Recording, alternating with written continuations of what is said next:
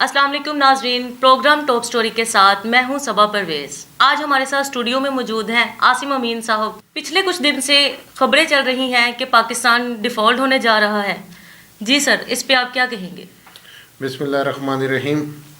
ٹھیک فرمایا آپ نے صبا کہ پچھلے ایک ہفتے سے کم از کم جو ہے وہ میڈیا میں خبریں گردش کر رہی ہیں کہ پاکستان ڈیفالٹ ہونے جا رہا ہے۔ اللہ نہ کرے، کیونکہ پاکستان ہے تو ہم لوگ ہیں، پاکستان نہیں ہے تو کچھ بھی نہیں ہے۔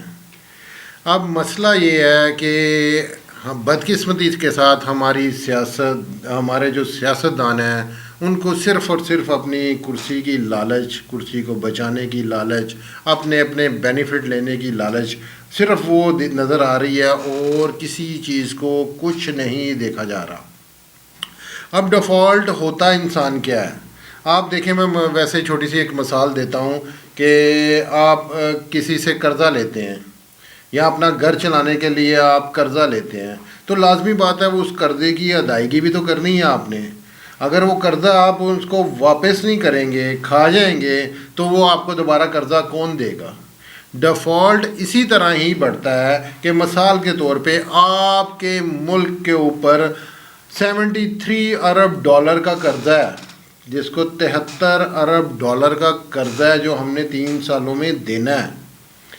ٹھیک ہے، اگر آپ وہ اس کو پے نہیں کریں گے تو پھر جو ہے آپ کے اوپر مختلف قسم کی لوگوں کی، جنہوں نے قرضہ دیا ہوتا ہے، ان کی پابندیوں کا سامنا بھی کرنا پڑتا ہے، ان کو فیس بھی کرنا پڑتا ہے۔ جیسے عام کیسز میں ایک تھانے میں چلا جاتا ہے انسان کہ اس نے میرے پیسے دینے ہیں جی، یہ دے نہیں رہا تو اس کے خلاف قانونی کارروائی کرے، ہم یہ کہتے ہیں نا جی۔ اسی طرح پھر دوسرے ملک بھی ہم پہ پابندیاں لگاتے ہیں، جس وجہ سے ہمیں پھر مشکلات بڑھتی چلی جاتی ہیں۔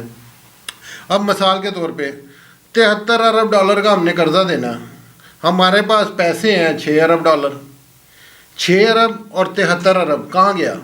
وہ بھی جو 6 ارب ہمارے پاس پڑا ہے وہ بھی کسی دوست نے ہمیں دیا ہوا ہے کہ لو جی اپنا کار چلاؤ، اینو ضائع نہ کرنا، اینو جڑا اپنا سسٹم ہے ان چلا دے رہو، آہستہ مینو واپس کر دینا تھوڑا تھوڑا قسطاں جی کر کے۔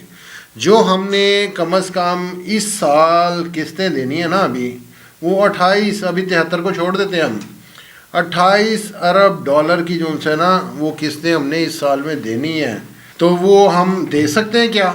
جی نہیں دے سکتے۔ بالکل۔ تو 6 ارب ہمارے پاس پڑا ہے، 28 کا ہم نے قرضہ دینا ہے، مزید آپ کو ملک پیسے دیں گے جن کے آپ پہلے نہیں قرضے واپس کر رہے ہیں، تو وہ آپ کو پیسے کہاں سے دیں گے؟ تو اس طرح مشکلات جو سی ہیں نا وہ بڑھتی چلی جاتی ہیں، جس وجہ سے ملکوں کو جو ہوتا ہے وہ ڈیفالٹ کی طرف چلے جاتے ہیں۔ دیکھیں نا، بینکوں میں آپ کا پیسہ جو ہے وہ ختم ہونا شروع ہو جاتا ہے۔ پھر دیکھیں دوسری چیز یہ ہے کہ ہمارا پیسہ بہت تیزی کے ساتھ جو ہے نا وہ ڈی ویلیو ہو رہا ہے۔ جی۔ آپ دن بہ دن دیکھتے ہیں کہ پتہ لگا جی آج ڈالر بڑھ گیا، آج پاؤنڈ بڑھ گیا، یورو بڑھ گیا، تو وہ ہماری کرنسی جو سی ہے وہ نیچے جاتی ہے، جس کی وجہ سے بھی آپ کو بہت بڑا نقصان ہوتا ہے، اور بہت بڑا نقصان ہونے کا جو سے وہ آپ کو سوالیہ نشان ساتھ ساتھ چھوڑ جاتا ہے۔ تو یہ چیزیں ہیں کہ اللہ تعالیٰ، ہماری تو دعا ہے کہ اللہ تعالیٰ جو ہے نا ہمارے ملک کے لیے بہتر کرے، ہمارے حکمرانوں پہ کو تھوڑا سا ان کے دماغوں میں صرف پاکستان کے لیے سوچنے کا نا ان میں موقع عطا کرے۔ اچھا سر، یہ ایل سی کیا ہے؟ ایل سی حکومت نہیں کر پا رہی، اس پہ آپ کیا کہیں گے؟ یار یہ بھی مسئلہ ہے نا، دیکھیں اب آپ کے پاس پیسے نہیں ہیں، ایل سی ہے ایک گارنٹی۔ اچھا۔ مثال ہے، آپ بینک سے لون لیتے ہو، آپ بینک آپ سے گارنٹی مانگتا ہے جی کہ صبح تو لون لے رہی ہیں، تو یہ لون اتاریں گی کس طرح؟ جی۔ وہ آپ کی بینک اسٹیٹمنٹ چیک کرتا ہے، پھر آپ کے اور چیزیں چیک کرتا ہے، آپ سے پھر بہت سارے پیپر سائن کرواتا ہے کہ یار ٹھیک ہے، اگر یہ نہیں دے پائے گی تو ہم اس کو ڈیفالٹ کر دیں گے، یا اس کے کوئی اثاثہ جات ہوں گے پھر اس کو اس پہ اوپر قبضہ کر لیں گے۔ ایل سی بیسک جو سی ہے نا، دیکھیں یہ ایل سی ہے، حکومت اپنی عوام کی نا گارنٹی دیتی ہے، جی۔ ہم سے وہ پیسے لے لیتے ہیں، جی۔ وہ آگے ایک گارنٹی ہوتی ہے کہ آپ ان کو مال جو ہے نا وہ دیں، اگر یہ آپ کو پیسہ نہیں دیں گے تو ہم آپ کو پیسہ دیں گے۔ یہ ایل سی ایک قسم کا یہ رول ادا کرتی ہے حکومت تھرڈ پارٹی کے اور دوسرے لوگوں کے درمیان میں۔ अब वो पिछले काफ़ी देर से एलसी बंद की हुई है, लोगों के पास पैसा ले ले के फिर रहे हैं कि एलसी खोल दो, एलसी खोल दो, वो भी नहीं खोल रहे। अब पता नहीं इनकी क्या पॉलिसी क्या है, ये करना क्या चाहते हैं। मुल्क को तो बहुत बुरी तरह इन्होंने तबाह करके रख दिया है।